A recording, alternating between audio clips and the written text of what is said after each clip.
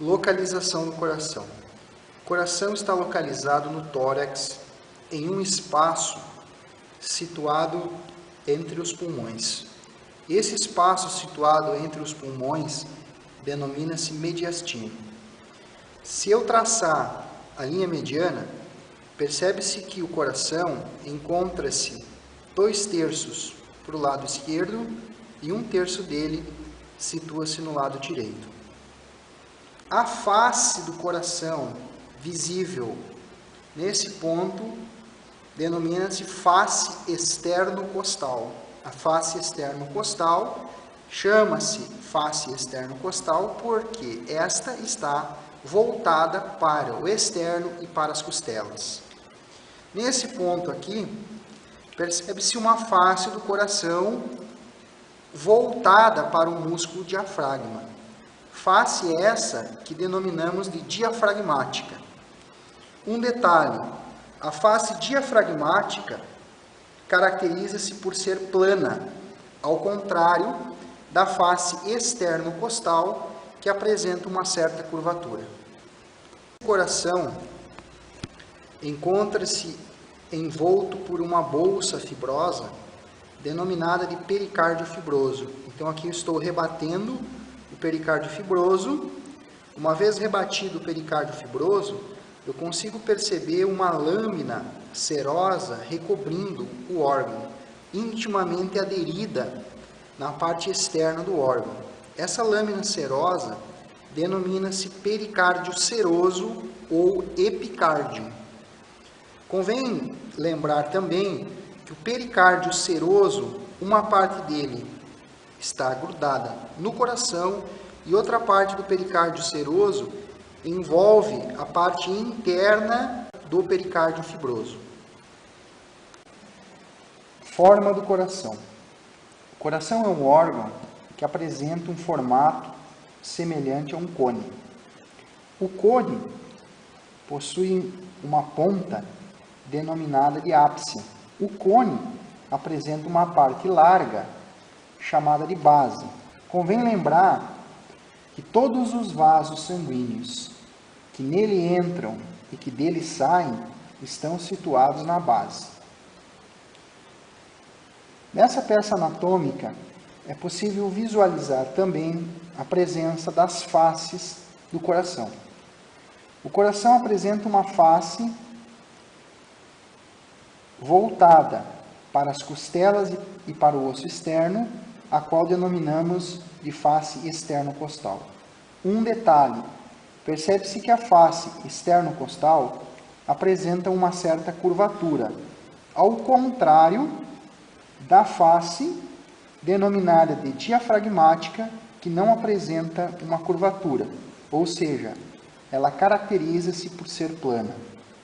A face diafragmática recebe esse nome por estar voltada para o músculo diafragma.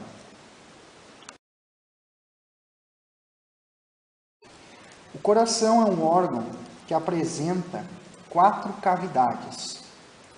As cavidades que estão situadas nas proximidades da base recebem o nome de átrios. Portanto, eu tenho aqui a presença de um átrio aberto e aqui eu tenho a presença de outro átrio que também foi aberto. Os átrios possuem um prolongamento, o qual denominamos de aurícula. Portanto, aurícula direita e aqui eu tenho a presença da aurícula esquerda. Um detalhe, a aurícula direita tem um tamanho muito maior do que a aurícula esquerda. Com relação aos ventrículos, eu consigo perceber nessa peça a presença do ventrículo direito e aqui a presença do ventrículo esquerdo. Um detalhe, notem que a espessura da parede do ventrículo direito é menor que a espessura da parede do ventrículo esquerdo. Isso se deve à sobrecarga de pressão exercida pelos ventrículos. O ventrículo direito necessita bombear o sangue para os pulmões. Como os pulmões estão situados ao lado do coração, o órgão exerce pouca força, portanto, a sua parede cresceu menos do que a parede do ventrículo esquerdo, que necessita bombear o sangue para todo o corpo. Portanto, faz mais força, trabalha mais. Nesse sentido, a parede do ventrículo esquerdo tem uma espessura muito maior que a parede do ventrículo direito. Nessa peça anatômica, é possível visualizar os vasos que encontram-se na base. Virando a peça, eu tenho aqui a presença da veia cava superior adentrando no átrio direito. E nesse orifício, eu tenho o local onde estaria a veia cava inferior, também adentrando no átrio direito. Lembrando que o sangue que adentra pelo átrio direito passa, na sequência, para o ventrículo direito. O sangue que está no ventrículo direito é ejetado para fora do coração e, na sequência, alcança a artéria tronco-pulmonar. A artéria tronco-pulmonar é uma artéria curta, medindo aproximadamente de 2 a 3 centímetros. Na sequência, o tronco pulmonar sofre uma bifurcação, formando as artérias pulmonares, artéria pulmonar direita e artéria pulmonar esquerda. Estas alcançam os pulmões. O sangue que chega nos pulmões retorna para o coração através de 4 veias. Veias essas denominadas de pulmonares. Então, aqui eu tenho a presença de uma veia pulmonar, a segunda, e aqui o local onde estaria a terceira e a quarta veia pulmonar. Estas adentram o átrio esquerdo. O sangue que passa pelo átrio esquerdo segue em direção ao ventrículo esquerdo. Após passar pelo ventrículo esquerdo, o sangue é ejetado para fora do coração e este sai através de uma importante artéria denominada de artéria aorta. Então, você percebe na peça a presença da artéria aorta, onde essa primeira porção da artéria aorta denomina-se aorta ascendente. E essa curvatura que a aorta faz denomina-se arco da aorta.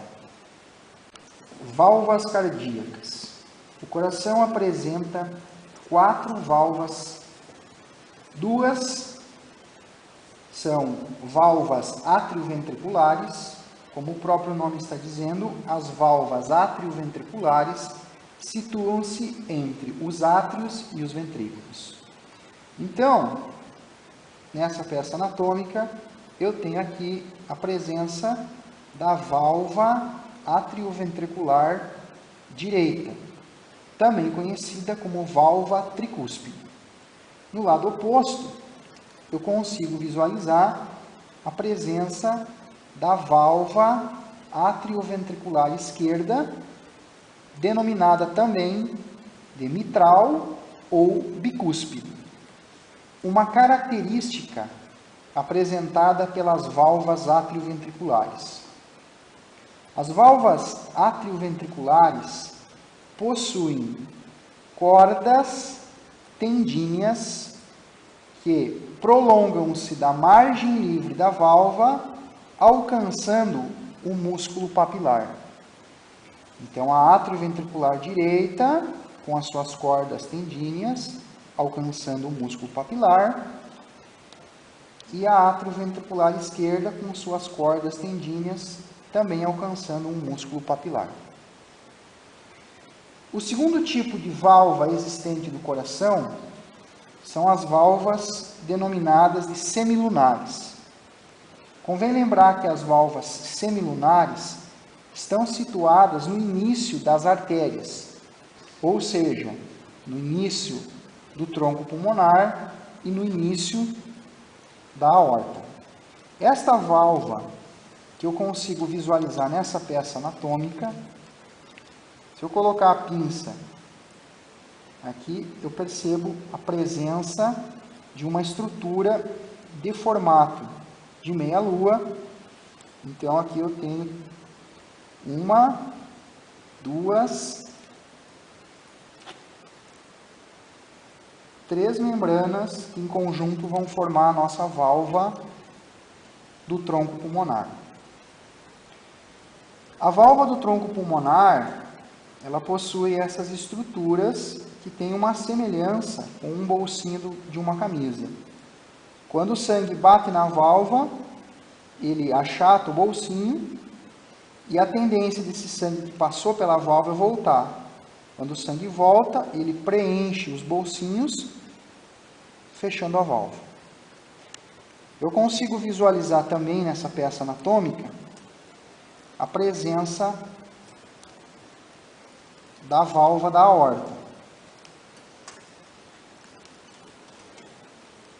Então aqui eu consigo perceber a presença de uma membrana que compõe a válvula e aqui a presença de outra membrana que compõe a válvula.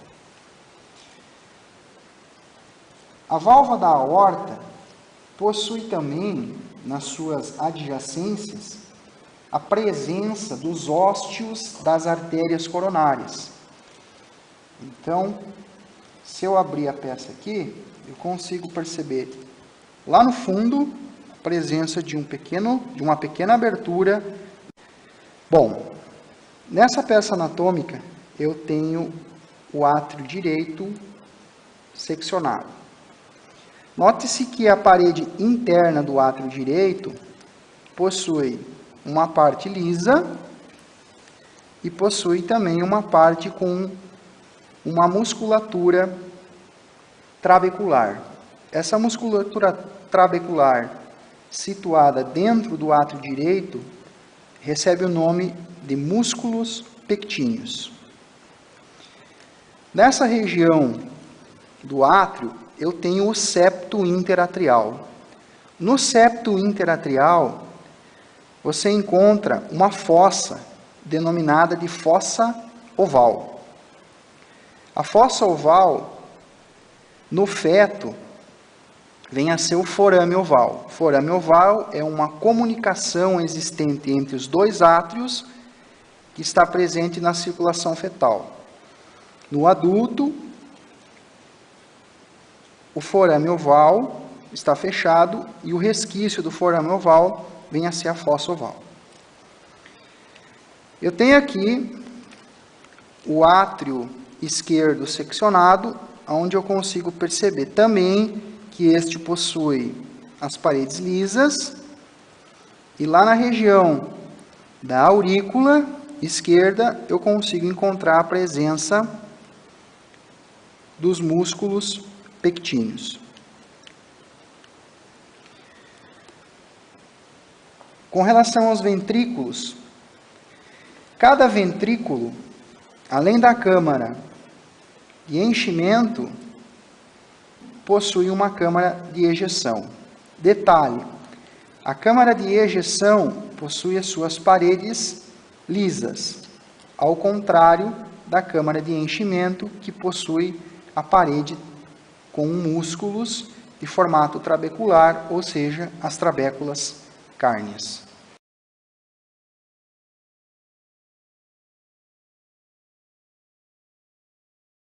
Com relação ao mecanismo de fechamento das válvulas atrioventriculares. As válvulas atrioventriculares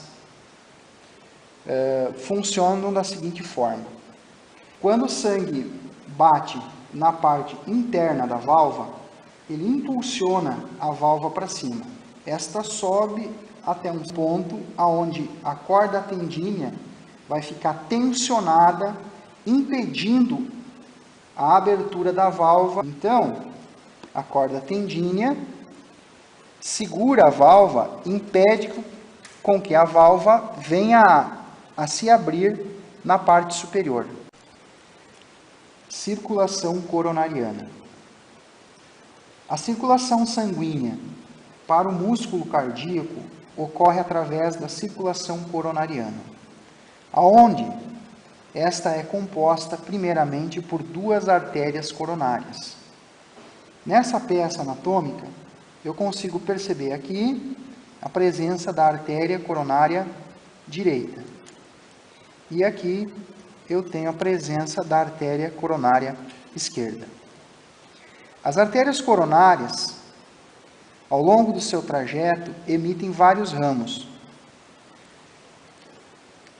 A artéria coronária direita está emitindo um ramo denominado de ramo marginal direito, que percorre a parede anterior do ventrículo direito. Este outro ramo, que encontra-se primeiramente dentro do sulco coronário, termina dentro do sulco interventricular posterior. Esta artéria situada dentro do sulco interventricular posterior é denominada de artéria interventricular posterior. A coronária esquerda emite vários ramos. Este ramo que eu visualizo na peça denomina-se de ramo interventricular anterior, que encontra-se dentro do sulco interventricular anterior. Este outro ramo, situado no sulco coronário, denomina-se de artéria circunflexa. Estas são, portanto, os principais ramos da artéria coronária direita, ramo marginal direito e artéria interventricular posterior. Os principais ramos da artéria coronária esquerda são artéria interventricular anterior e ramo circunflexo.